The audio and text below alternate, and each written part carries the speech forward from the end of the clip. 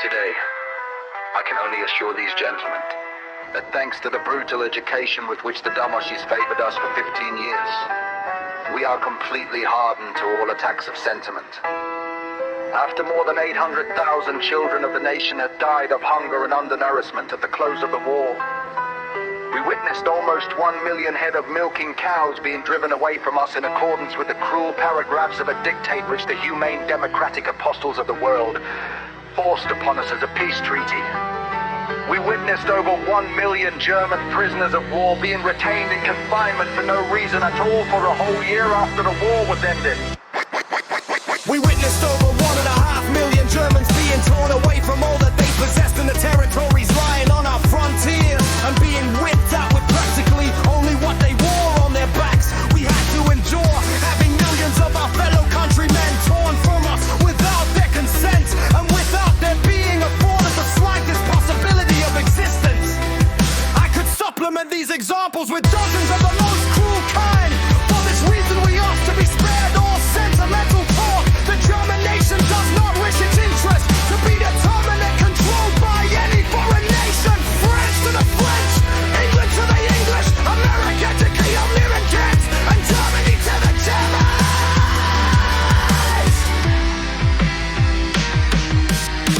We are resolved to prevent the settlement in our country of a strange people which was capable of snatching for itself all the leading positions in the land and to oust it. For it is our will to educate our own nation for these leading positions. We have hundreds of thousands of very intelligent children of peasants and of the working classes. We shall have them educated. In fact, we have already begun, and we wish that one day they, and not the representatives of an alien race, may hold the leading positions in the state together with our educated collectors. Above all, German culture, as its name alone shows, is German, alone Jewish, a figurative and learning that care will be entrusted to members of our own nation. If the rest of the world rise up, we live rooted into a war and naked big barbaric expulsion from Germany of such an irreplaceable and culturally eminently valuable element, we can only be astonished at the conclusions they draw from the situation. For how thankful they must be that we are releasing these precious apostles of culture and placing them at the disposal of the rest of the world.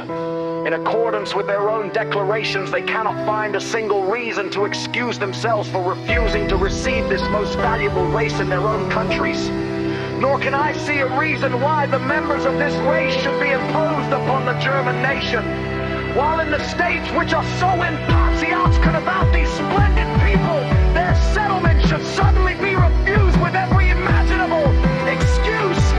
I think that the sooner this problem is solved, the better. For Europe cannot settle down until the Jewish question is cleared up. It may very well be possible that sooner or later an agreement on this problem may be reached in Europe! Even between those nations which otherwise do not so easily come together.